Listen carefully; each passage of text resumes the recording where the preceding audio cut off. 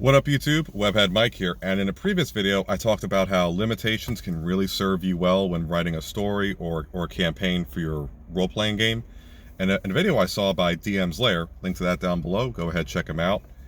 He was talking about the DM shortage, but he was hitting a lot of things that I think really compound with that.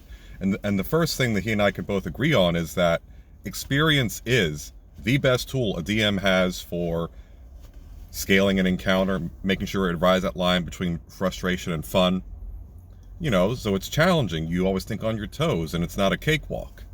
And you're not pulling your hair out trying to think about what to do next. But what if you don't have 2 years prior experience into going into this? What if you're, as XP level 3 would say, you're in your junkyard days? Man, it's going to be nasty. And when I ran my first D&D game, it was Elemental Evil, but I used it as a skeleton, a framework to go by. And that's because before I was a DM, I was a director and a game master, and I was able to scale things, have a story in mind, be able to have a progression of things. And it got to the point where when you looked at what happened with my Elemental Evil game, it didn't look anything like what WotC had created. WotC did not have an isekai with all of these wonderful heroes and the potential to sway certain factions into their favor. And despite all of that, and despite giving my players more items and powers and abilities here and there, I was still able to make almost every challenge, or I should say almost every encounter, challenging. And it wasn't just combat either. The social dynamics were very challenging because I don't think there was a single person in the group that had good persuasion. So it had to rely on their role play. So oftentimes I would keep asking, what do you say? Now, a second thing I would bring up is that an old line is, if you don't know why a fence is put up, you have no business taking it down.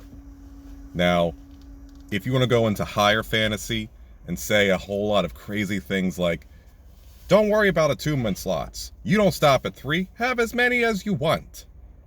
Well, I saw that happen in another game a former friend of mine ran, and it got to a point where nothing was really challenging by the time we got past level 8. No. And part of it was because he had, all right, full disclosure here, my friend and I who were playing in this, we both asked the DM, can we play these things? Can I play a bard who's a College of Eloquence? He said, okay. And then my friend said, can I run an artificer? He said, sure. Well, by the time we got past level 8, and he kept giving us all these bonus feats, bonus powers, unlimited attunement slots, I'm pretty sure if we asked nicely, he would have gotten rid of concentration, and that would have thrown everything out the window. By the time we got to this one point where we had a pivotal negotiation point happen, he told me, all right, Mike, I'm going to need your character to roll a persuasion check, and you need to hit a 24 or better. Good luck. Well, I had to look at him with a straight face and say, well, I can't roll less than a 28. And he said, no, no, that's not how, no, that's not how this works. But it is. It is how it worked. You took away the limits. You took away things that would have made that harder to do. Now, of course, it was from a level 3 feature that the Bard has, but I don't think he read everything and understood it. I mean, he was saying things like, so your bard, what's a spell book look like? Bards don't have spell books. We might have sheets of music, but it's all off the top of our heads. But he didn't know. I don't think he was familiar with bard features, and he certainly wasn't familiar with artificer features, because a feature of the artificer is your AC and maybe even your saving throw scores go up per the number of attunement slots you have.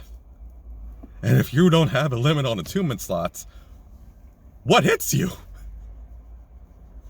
So it got to a point where if we were both playing, there was almost no conflict because I could talk out of any situation and he could fight out of any situation. Again, the fence was taken down and we were free to go wherever we wanted.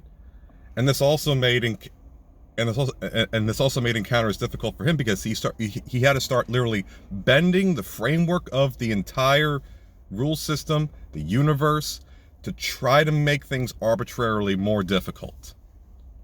And that's because I don't think he had a proper understanding of how the rule systems work. And I think WotC hit that same problem because I don't think they play test enough. I mean, Dungeon Dudes did a video breaking down how challenge rating doesn't work. The average damage output a player can do, especially if you're at least a team of 3, versus the damage the creature can deal out, it doesn't really scale too well. I mean, maybe there are some abilities that have that come into it. Like if you look at an aboleth, it doesn't look that impressive, but you're not really fighting an aboleth. You're fighting the aboleth and whoever the aboleth is able to charm to their side. Same with the lich. The lich really isn't that challenging of a creature, but it should have like an army of undead ready to go and interfere with everything the players are doing so it can actually be effective and not die in 2 turns or less. So again, when you're thinking about your setting, don't look down on low fantasy. And I'm not saying to not be afraid of high fantasy either. Like I said, in my Elemental Evil game, which was actually an isekai game, it got pretty darn potent with magic. Magic was definitely high up there. Players had all of their 3 attunement slots out. Everyone was throwing out some pretty cool spell abilities. And it was still dynamic and challenging. But don't look down on low fantasy because that is where some of the most fun and creativity lies. But that's just my thoughts. Let me know what you think in the comments down below. I thank you for watching this long, and until next time, Webhead Mike, out.